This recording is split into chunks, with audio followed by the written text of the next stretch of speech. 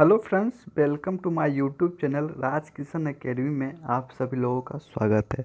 दोस्तों, ये set number 1 है जिसमें हिंदी साहित्य के टॉप 20 प्रश्न को रखा गया है जो बहुत सारे परीक्षाओं में बार बार पूछे जाते हैं। तो चलिए वो कौन कौन से प्रश्न हैं देखते हैं। पहला प्रश्न है, हिंदी साहित्य के आरंभिक काल को आचार्य रामचंद्र शुक्ल ने क्या कहा था? तो हिंदी साहित्य के आरंभिक काल को आचार्य रामचंद्र शुक्ल ने कहा था वीर गाथा काल। ठीक है दोस्त, चलिए अब दूसरा प्रश्न देखते हैं।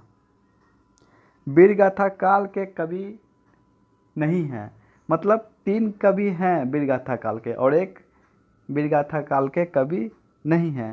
तो चंद्रबरदाई वीर गाथा काल के हैं, जगनिक भी हैं और मधुकर कवि भी हैं। तो इसमें नामदेव जो हैं वो वीर गाथा काल के कवि नहीं है।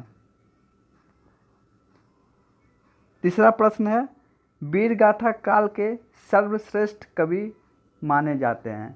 तो कौन माने जाते हैं? तो चंद्रबरदाई। ये बहुत बार परीक्षा में पूछे जाते हैं। ठीक है दोस्त, इसको ध्यान में रखिएगा। ये प्रश्न TRE 1 में भी BPSC TRE 1 में पूछा गया था और बार बार यूपी टेट में भी पूछा गया है। ठीक है, तो इसको ध्यान में रखिएगा। ये देखने में हल्का लगता है लेकिन क्वेश्चन जो है एकदम कंफ्यूज आपको कर देगा जब परीक्षा में आएगा। तो चलिए अब आगे बढ़ते हैं। पृथ्वीराज रासों के रचनाकार। तो पृथ्वीराज रासों के रचनाकार कौन है? तो वो हैं चंद्रबरदाई। ठीक है, ये भी प्रश्न बहुत ही महत्वपूर्ण है और बार बार परीक्षा में आते रहते हैं। तो ठीक है, जब भी परीक्षा में आएगा तो आप इसको एकदम छोड़ना नहीं है। ठीक है, चलिए अब आगे देखते हैं। कबीरदास की भाषा थी। कबीरदास की भाषा थी तो वो क्या थी? क्या वो हाँ ठीक है, तो इसमें क्या होगा? साधुकरी। कबीरदास की कैसी भाषा थी? तो साधुकरी भाषा थी। ठीक है दोस्त, चलिए अब आगे पढ़ते हैं। हिंदी कविता को छंदों की परिधि से मुक्त करने वाले कौन थे? तो हिंदी कविता को छंदों की परिधि से कौन मुक्त करने वाले थे? तो वो थे सूर्यकांत त्रिपाठी निराला।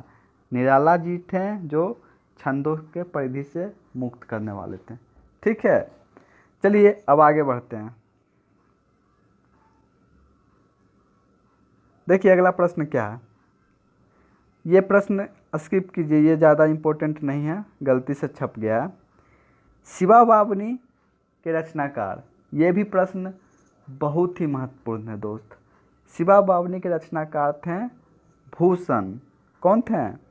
भूषण। इनको शिवराज भूषण भी कहा जाता है। ठीक है, चलिए आगे बढ़ते हैं।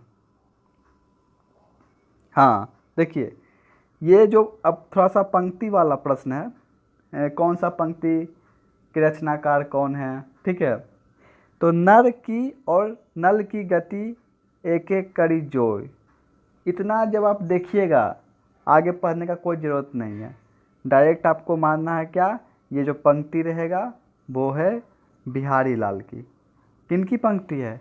तो बिहारी लाल की है। ठीक है, इसको ध्यान में रखिएगा। चलिए आगे बढ़ते हैं। हाँ, ये भी प्रश्न पूछे गए हैं। क्या है? 10वां प्रश्न, सखी वे मुझसे कहकर जाते। प्रस्तुत पंक्ति के रचनाकार या रचयिता कौन है? तो इसका जो उत्तर होगा दोस्त, आप लोग भी देखिए कमेंट में लिखिए। ठीक है, कमेंट में लिखिएगा और जब हम उत्तर बताएंगे तो आपका जो क्लियर माइंड एकदम सेट हो जाएगा। ठीक है, सखी वे मुझसे कहकर जाते, ये जो पंक्ति है इसके रचनाकार आपको मैथिली शरण गुप्त जी हैं। कौन है? तो मैथिली शरण गुप्त हैं। ठीक है, चलिए आगे बढ़ते हैं। तितली किनकी रचना है? ये भी प्रश्न बहुत पूछे गए हैं और आगे भी पूछे जाएंगे। तो तितली किनकी रचना है? तो तितली जो हो गया आपका किनकी है, जल्दी बताइए, प्रश्न हल्का है। तो जयशंकर प्रसाद, जयशंकर प्रसाद जी की रचना है तितली। ठीक है, यहाँ पे ए नंबर है जयशंकर प्रसाद, और आगे ऑप्शन दिया हुआ था, खैर कोई बात नहीं। तितली किनकी रचना है, तो जयशंकर प्रसाद जी की रचना है। ठीक है, चलिए आगे बढ़ते हैं। हाँ, देखिए क्या दिया हुआ है। अतीत के चलचित्र रचयिता, मतलब इसके कौन रचनाकार हैं। ठीक है, तो इसके रचनाकार कौन है, महादेवी वर्मा। ये भी प्रश्न पूछे गए हैं, बीपीएससी में, टीआरई में भी आ चुके हैं प्रश्न, तो इसको आप लोग ध्यान से माइंड में रख लीजिएगा, क्योंकि आगे भी पूछे जाएगा। बार बार जो हम लोग का एग्ज़ाम होता है उसमें पूछे गए प्रश्न हमेशा रिपीट होते रहते हैं। ठीक है दोस्त, तो महादेवी वर्मा जी हैं अतीत के चलचित्र के रचनाकार। ठीक है, चलिए आगे बढ़िए, अब क्या दिक्कत है इसमें। पल्लव के रचयिता हैं, ये भी जो है आपका किनकी रचना है, पहले आप लोग बताइए, कमेंट कीजिए और फिर हम इसका उत्तर बताएंगे। पल्लव के रचयिता हैं सुमित्रानंद पंत हैं, या फिर निराला हैं, या फिर जयशंकर प्रसाद जी हैं, या फिर महादेवी वर्मा जी हैं। तो पल्लव के रचनाकार कौन है, तो सुमित्रानंदन पंत जी हैं। ठीक है, अब देखिए 15 नंबर क्या है। चिंतामणि के रचयिता हैं, जब चिंतामणि के रचयिता जो हैं वो कौन है, आचार्य रामचंद्र शुक्ल जी हैं। ठीक है, आचार्य रामचंद्र शुक्ल जी, इसको याद करने का ट्रिक बताते हैं। रामचंद्र शुक्ल जो थे वो हमेशा चिंता में रहते थे। ठीक है, इसको याद रखिएगा, क्योंकि ये भी प्रश्न बार बार पूछे जाते हैं। ठीक है, चलिए, जन्मे का नाग यज्ञ किनकी कृति है, तो ये भी आपका, इसका उत्तर आप लोग बताइए पहले। जन्मे का नाग यज्ञ किसकी कृति है, तो ये आपका हो गया जयशंकर प्रसाद जी का, जयशंकर प्रसाद जी का रचना है। ठीक है, चलिए आगे बढ़ते हैं। ये प्रश्न जो है मित्र बीपीएससी में पूछ चुके हैं।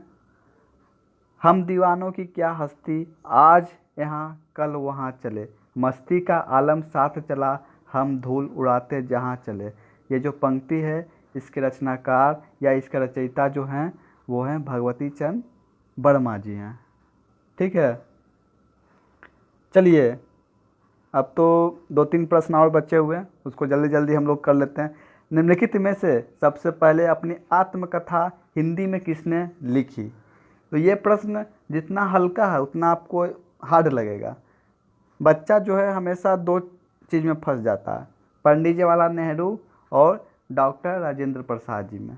तो आप लोग का जो कन्फ्यूजन है आज हम दूर कर देते हैं। तो इसमें क्या होगा, डॉक्टर राजेंद्र प्रसाद जी थे, राजेंद्र प्रसाद जो थे वो क्या लिखे थे, अपनी आत्मकथा हिंदी में लिखे थे पहले। ठीक है, चलिए, हाँ, अबला जीवन हाय तुम्हारी यही कहानी, आंचल में है दूध और आँखों में पानी। ये जो पंक्ति है यह किस काव्य से लिया गया है, तो यह जो है यशोधरा से लिया गया है। ठीक है, यशोधरा काव्य से लिया गया है। चलिए, ये वाला भी महत्वपूर्ण उतना नहीं लग रहा है, गलती से प्रिंट हो गया है। चलिए अगला आइए।